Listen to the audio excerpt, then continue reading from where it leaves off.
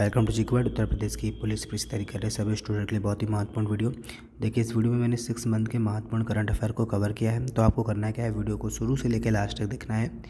प्रत्येक प्रश्न को बारीकी से समझकर और आज ही याद कर लेना है। ऐसा पढ़िए आज कि आपको दोबारा इन 6 मंथ के करंट अफेयर का रिविज़न ना करना पड़े। बहुत ही सिलेक्टेड क्वेश्चन है इस वीडियो में जो आपको आगामी परीक्षा में बहुत हेल्प करने वाले हैं। तो देखिए, आज का हमारा जो मोटिव है, सुविधाओं को छोड़कर संघर्ष को अपनाइए। अगर आप अभी भी सुविधाओं में फंसे हैं तो उन्हें छोड़कर सिर्फ संघर्ष करिए, क्योंकि एग्ज़ाम बहुत नज़दीक है। और पूरी कोशिश करिए कि आराम से इस एग्ज़ाम को क्रैक करके एक अच्छी सी नौकरी आप अपने नाम कर लें। तो बस करना क्या है, उसके लिए कुछ नहीं करना है, सिर्फ अच्छे से पढ़ाई करनी है और आप सिलेक्ट हो जाएंगे। ठीक है, तो सुविधाओं को छोड़कर संघर्ष को अपनाते हुए चलिए स्टार्ट करते हैं आज का वीडियो। और मैं फिर बोलूँगा कि पूरी कोशिश करिएगा कि आज ये आपको प्रश्न याद हो जाए, इसके बाद आपको इस वीडियो को देखना ही ना पड़े। ठीक है, और बहुत ही सिलेक्टेड क्वेश्चन है, ये चीज़ आपको याद रखना है। तो चलिए स्टार्ट करते हैं। देखिए क्या बोला है, हाल ही में विदेश मंत्रालय द्वारा तालिबान के कब्जे वाले अफ़गानिस्तान में फंसे भारतीय नागरिकों को निकालने के लिए कौन सा अभियान चलाया गया। देखिए, एक आपका टॉपिक होता है भारत का विदेशों के साथ संबंध, तो वहाँ पर भी ये जो करंट अफेयर है आपको काफ़ी हेल्प करेगा। क्वेश्चन को फिर से देखिए, हाल ही में विदेश मंत्रालय द्वारा तालिबान के कब्जे वाले अफ़गानिस्तान में फंसे भारतीय नागरिकों को निकालने के लिए जो है कौन सा अभियान चलाया गया है। तो अगर आपको नहीं पता है तो याद रखिएगा, ऑपरेशन देवी शक्ति। ऑपरेशन देवी शक्ति अफ़गानिस्तान में फंसे भारतीय नागरिकों को निकालने के लिए चलाया गया अभी। ठीक है, बहुत ही इंपॉर्टेंट क्वेश्चन है और ऐसे प्रश्न आपसे पूछे जाते हैं एग्ज़ाम में। ठीक है, चलिए अब देखिए नेक्स्ट क्वेश्चन की बात करेंगे कि ऑपरेशन गंगा का संबंध है। ऑपरेशन गंगा का संबंध है, आपके 4 ऑप्शंस है। यूक्रेन में फंसे भारतीय नागरिकों एवं छात्रों को भारत वापस लाना, बीएसएफ द्वारा भारत पाकिस्तान सीमा पर सुरक्षा बढ़ाना, रेलवे सुरक्षा बल द्वारा नशीले पदार्थों की लत की जो तस्करी को ख़त्म करना, या फिर ये सभी। तो आपको याद रखना है कि ऑपरेशन जो गंगा अभियान है वो यूक्रेन में फंसे भारतीय नागरिकों एवं छात्रों को भारत वापस लाना है। बहुत बड़ा मूवमेंट था ये, आप सबको पता है, तो ये चीज़ याद रखना है। ऑपरेशन गंगा का संबंध किससे है? यूक्रेन में फंसे भारतीय नागरिकों एवं छात्रों को भारत वापस लाना। ठीक है, चलिए अब देखिए हम नेक्स्ट क्वेश्चन की बात करेंगे कि राष्ट्रपति द्रौपदी मुर्मू के संबंध में निम्नलिखित में से कौन सा विकल्प सही है। राष्ट्रपति द्रौपदी मुर्मू के संबंध में निम्नलिखित में से कौन सा विकल्प जो है वो सही है। देखिए, पहला ऑप्शन है ये भारत की जो है 15वीं राष्ट्रपति, तो भाई बिल्कुल ठीक है, ये भारत की 15वीं राष्ट्रपति हैं। भारत की प्रथम आदिवासी महिला राष्ट्रपति हैं। तो देखिए, यहाँ मैं बिल्कुल नहीं कह रहा हूँ कि भारत की प्रथम महिला राष्ट्रपति हैं, ये भारत की प्रथम आदिवासी महिला राष्ट्रपति हैं, क्योंकि भारत की प्रथम महिला राष्ट्रपति थी श्रीमती प्रतिभा पाटिल जी। बट अगर आपसे पूछ लिया जाए कि भारत की प्रथम आदिवासी महिला राष्ट्रपति कौन है, तो द्रौपदी मुर्मू जी हैं, और इनका जन्म उड़ीसा से संबंधित है। तो ये तीनों ही विकल्प आपको याद रखने हैं। ये द्रौपदी मुर्मू जी के संबंध में बिल्कुल सही है। ठीक है, तो याद रखिएगा ये ऑप्शन यहाँ पर 4th सही है। याद रखिएगा, ऐसे ही प्रश्न आपको एग्ज़ाम में देखने को मिलेंगे, तो बहुत अच्छे से इस वीडियो को देख कर जाइए, बहुत ही आराम से, ताकि आपको दोबारा ये प्रश्न पढ़ने ही ना पड़े। आज आप इनको याद करके जाइए।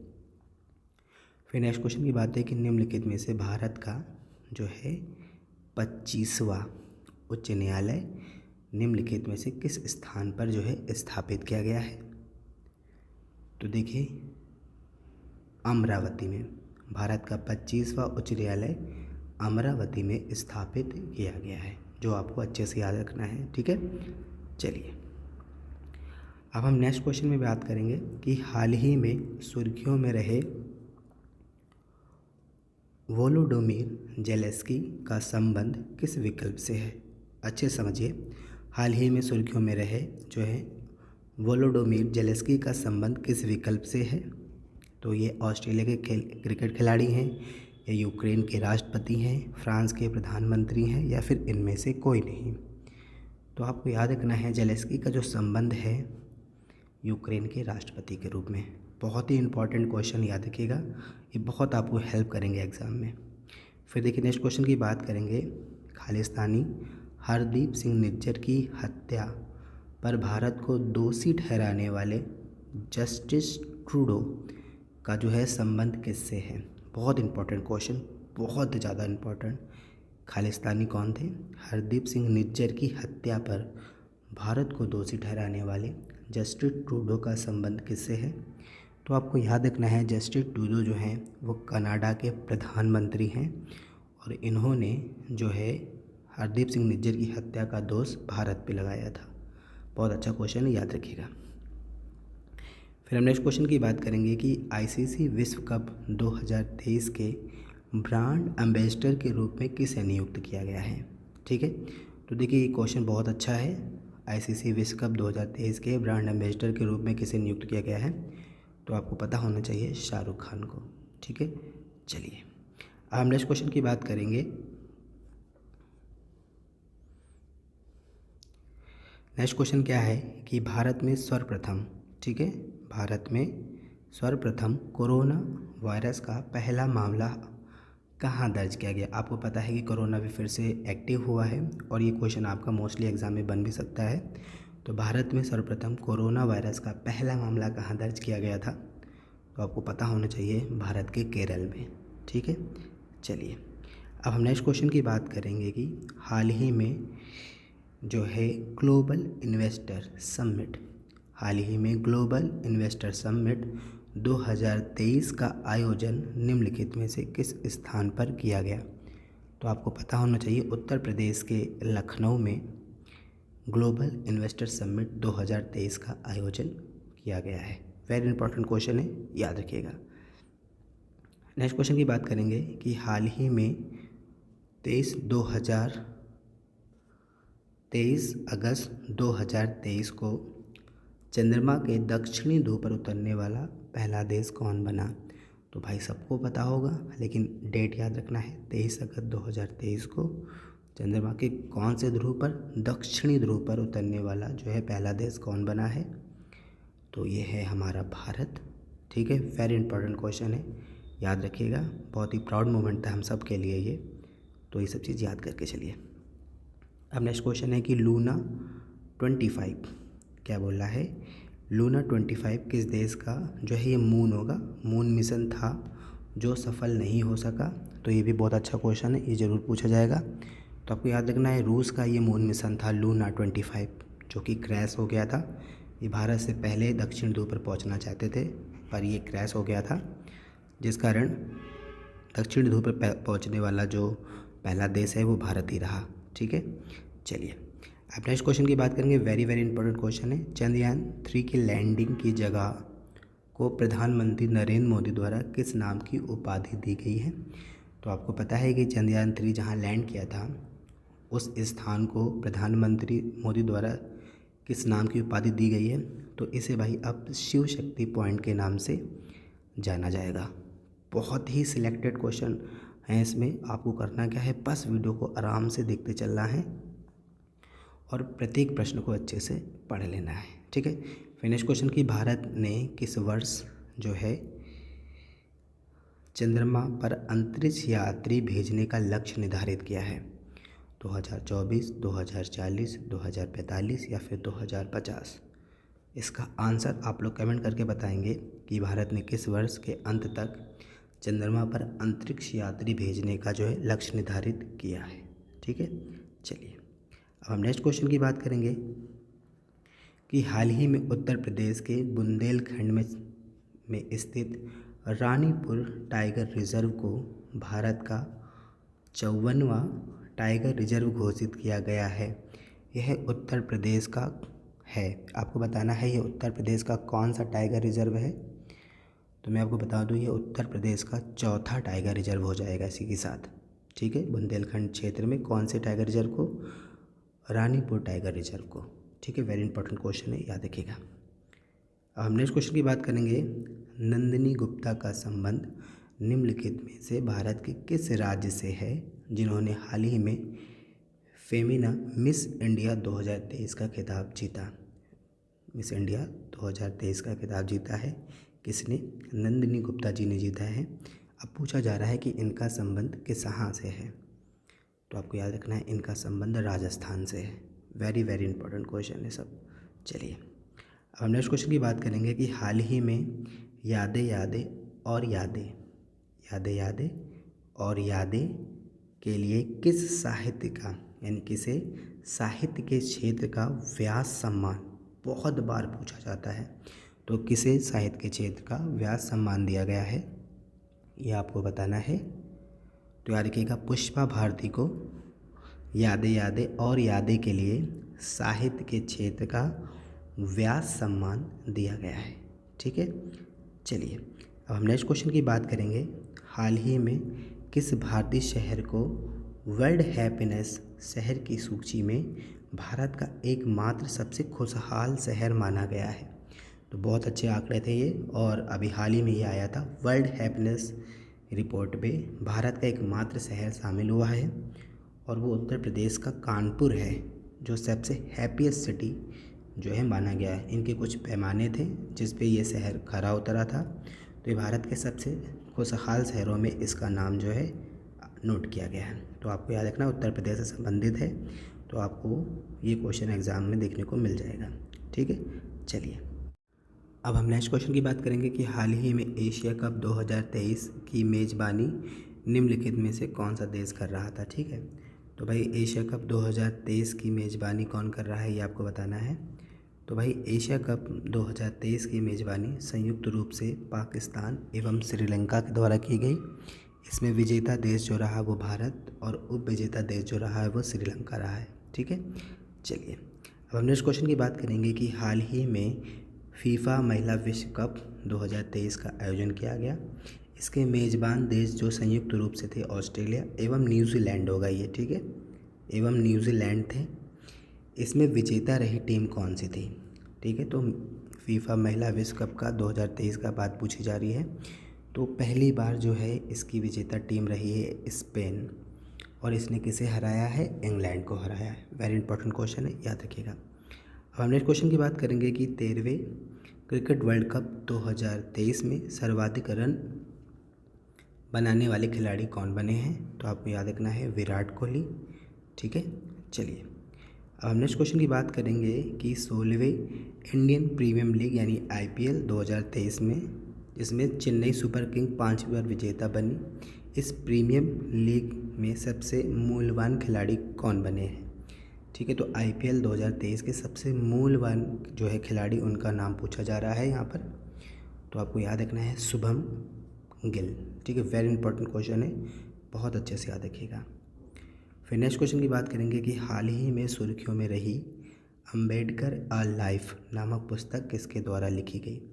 पुस्तक का नाम अच्छे से याद रखिए, अम्बेडकर अ लाइफ नामक पुस्तक किसके द्वारा लिखी गई? ये क्वेश्चन भी बहुत इंपॉर्टेंट है, आपको याद रखना है शशि थरूर के द्वारा ये बुक लिखी गई है अम्बेडकर अ लाइफ। ठीक है, चलिए अब हम नेक्स्ट क्वेश्चन की बात करेंगे कि भारत में वंदे भारत ट्रेन का शुभारंभ निम्नलिखित में से सर्वप्रथम किन 2 शहरों के मध्य किया गया? Very very important question. क्या बोले हैं? भारत वंदे भारत ट्रेन का शुभारंभ निम्नलिखित में से सर्वप्रथम किन 2 शहरों के मध्य किया गया है? तो आपको याद रखना है क्योंकि बहुत ही इंपॉर्टेंट क्वेश्चन है।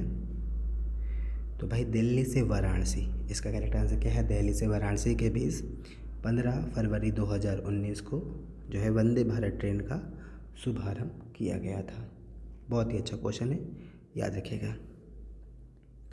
फिर हम नेक्स्ट क्वेश्चन की बात करेंगे कि हाल ही में सुर्खियों में रही सुरेखा यादव का संबंध है वंदे भारत ट्रेन चलाने वाली पहली महिला ड्राइवर के रूप में, चंद्रयान डिजाइन करने वाली पहली महिला साइंटिस्ट के रूप में, आदित्य L1 का डिज़ाइन तैयार करने वाली पहली महिला अंतरिक्ष साइंटिस्ट, या फिर इनमें से कोई नहीं? तो आपको याद रखना है हाल ही में जो है सुर्खियों में रही है सुरेखा यादव, इनका संबंध है वंदे भारत ट्रेन चलाने वाली पहली महिला ड्राइवर के रूप में। इंपॉर्टेंट क्वेश्चन है। ठीक है, चलिए नेक्स्ट क्वेश्चन की बात करेंगे। हाल ही में दुनिया की सबसे बड़ी अष्टधातु की नटराज प्रतिमा कहाँ स्थापित की गई है? दुनिया की सबसे बड़ी अष्टधातु की नटराज प्रतिमा कहाँ स्थापित की गई है? तो आपको याद रखना है दिल्ली के अंदर। ठीक है, चलिए नेक्स्ट क्वेश्चन की हम बात करेंगे कि हाल ही में विनायक दामोदर सावरकर की कौन सी जयंती मनाई गई है? बहुत अच्छा क्वेश्चन, याद रखिएगा। हाल ही में विनायक दामोदर सावरकर की 140वीं जयंती मनाई गई है। हम नेक्स्ट क्वेश्चन की बात करेंगे। प्रधानमंत्री नरेंद्र मोदी द्वारा भारत के नए संसद भवन का उद्घाटन किस तिथि को किया गया? बहुत ही अच्छा क्वेश्चन, बहुत ही इम्पोर्टेंट। प्रधानमंत्री नरेंद्र मोदी द्वारा भारत के नए संसद भवन का उद्घाटन किस तिथि को किया गया है?